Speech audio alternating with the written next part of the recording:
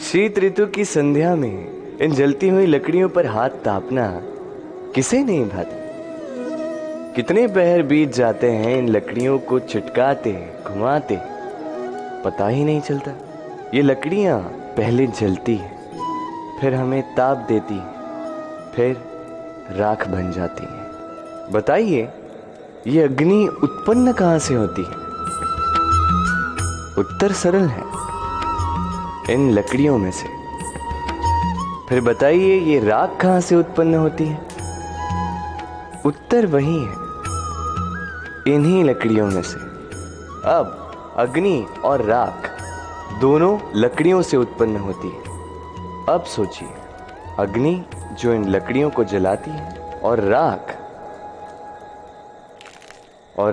वो जो इस अग्नि को बुझा देती है।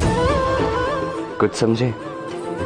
आपकी ऊर्जा आपके भीतर से उत्पन्न होती है, और नकारात्मकता रूपी राख, उसका निर्माण भी आप ही के भीतर से होता है। तो अपने भीतर के प्रकाश को जगाकर इस संसार को प्रकाशित करना चाहते हैं, या अपनी भीतर की नकारात्मकता को जगाकर इस संसार में अंधकार फैलाना चाहते हैं? निर्णय आपका है। राधे राधे। कभी न कभी तो क्रोध आता ही, और आएगा भी। मनुष्य इन्हीं भावों से हम जुड़े। किंतु ये क्रोध क्यों आता है? कभी सोचा है आप?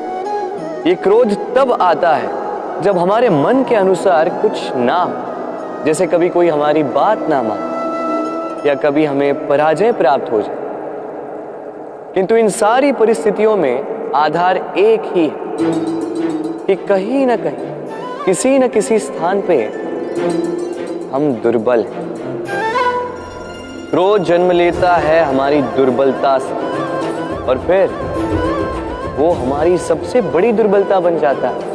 यदि क्रोध को वश में न रखा जाए तो भ्रम जन्म लेता है।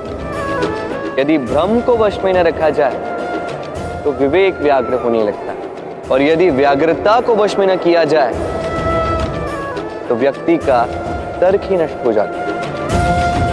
सोचने समझने की शक्ति शून्य हो जाती है, और फिर उस व्यक्ति का पतन हो जाता है। इसलिए अपने क्रोध पर वश रखें और अपने मन को शांत होने के लिए करें। राधे राधे।